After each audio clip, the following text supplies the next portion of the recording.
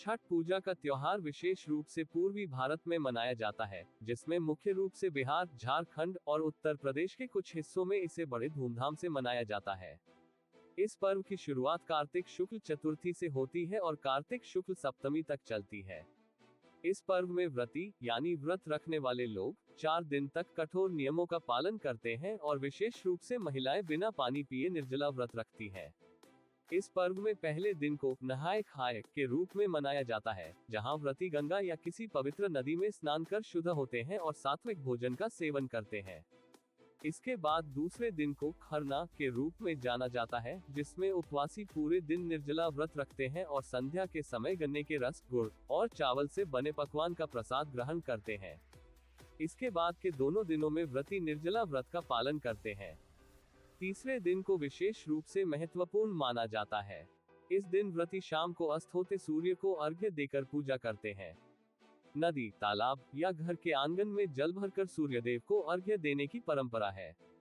अर्घ्य देने के बाद विशेष पूजा अर्चना की जाती है और छठी मैया का आशीर्वाद लिया जाता है। व्रती गन्ना, ठेकुआ, चावल के लड्डू और अन्य विशेष प्रसाद सूर्यदेव और छठी मैया को अर्पित करते हैं। इस दौरान पारंपरिक गीत गाए जाते हैं, जो पूजा की महत्ता को और बढ़ाते हैं। चौथे दिन यानी कार्तिक शुक्ल सप्तमी के दिन व्रती सूर्योदय के समय उगते सूर्य को अर्घ्य देकर अपने व्रत का समापन करते हैं। यह अर्घ्य देने के लिए व्रती और उनके परिवारजन सुबह सुबह घाट पर जाते हैं।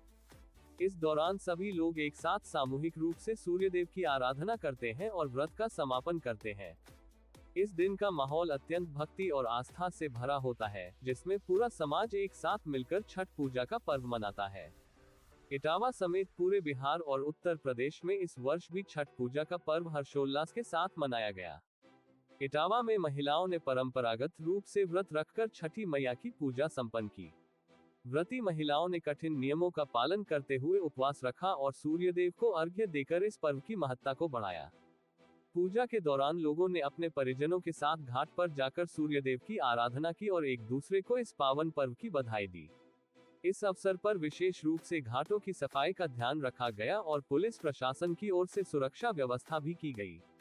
छठ पूजा के दौरान लोग विशेष सजावट और पारंपरिक वेशभूषा में नजर आते हैं। घाटों पर दीपों की पंक्तियां सजाई जाती हैं और पूरे वातावरण में भक्ति का माहौल होता है। बच्चे और युवा भी इस पर्व में बढ़ चढ़कर भाग लेते हैं और इस त्योहार की परंपराओं को सीखते हैं। यह पर्व केवल धार्मिक मान्यताओं का ही प्रतीक नहीं है, बल्कि यह लोगों में एकता और सामुदायिक भावनाओं को भी मजबूत करता है। इस पर्व के माध्यम से समाज में एक नई ऊर्जा और उत्साह का संचार होता है, जिससे सभी लोग एक दूसरे के प्रति स्नेह और भाईचारे का अनुभव करते हैं। छठ पूजा का त्योहार सूर्य और छठी मैया की उपासना का पर्व है, जिसमें विशेष रूप से स्वास्थ्य, समृद्धि और परिवार की खुशहाली के लिए प्रार्थना की जाती है। इस पर्व के दौरान महिलाएं निष्ठा और समर्पण के साथ व्रत रखती हैं और परिवार के सदस्यों की खुशहाली के लिए उपवास करती हैं। छठ पूजा की यह परंपरा सदियों से चली आ रही है और ये लोगों के जीवन में आस्था और विश्वास का प्रतीक बनी हुई है।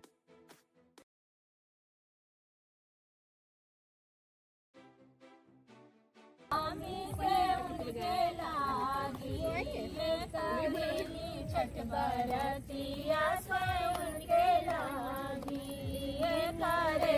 छठ बरतिया से उनके लागी। सबुआ के पात पर मुगल सूरज मल जाके छूगे, ये करेलू छठ बरतिया से जाके छूगे।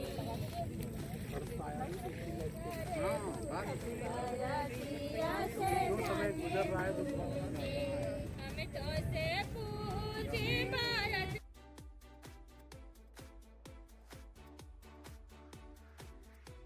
छठी माता अरे कहाँ पैबो सोने का डोरवा।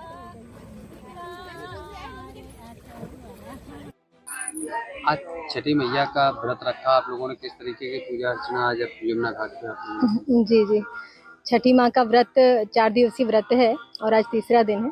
तो आज हम लोगों ने अस्ताचल गामी सूर्यदेव को नमन किया और इस परंपरा को भारतवर्ष ने बहुत युगों से निभाया है, उसी परंपरा को आज हम लोग भी वहन करते हुए अस्त होते सूर्य को नमन किए। जो विश्व में एकमात्र संस्कृति भारत की है, यहाँ पर ही ऐसा होता है कि जो संपूर्ण दिवस हमारे लिए तपा, जिसने अपने जीवन को हमारे लिए लगा दिया और आज वो जब जा रहा है तो हम उसे प्रणाम करते हैं, वो हमारे लिए प्रणम्य है।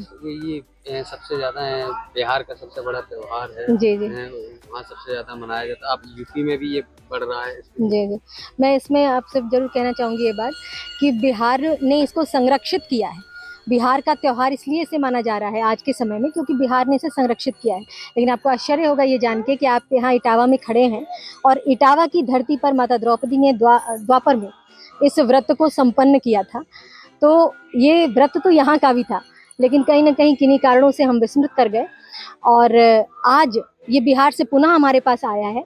तो बिहार ने इसका संरक्षण किया और आज ये विश्वव्यापी है। विश्व में कई ऐसे देश हैं जहाँ पर आज जो भी उनके पास संसाधन है, उन संसाधनों से वो छठी माता का व्रत कर रहे हैं, सूर्य को अर्घ्य दे रहे हैं, भास्कर भगवान की वंदना कर रहे हैं। तो ये संस्कृति अब तो संपूर्ण विश्व की संस्कृति बनती जा रही है।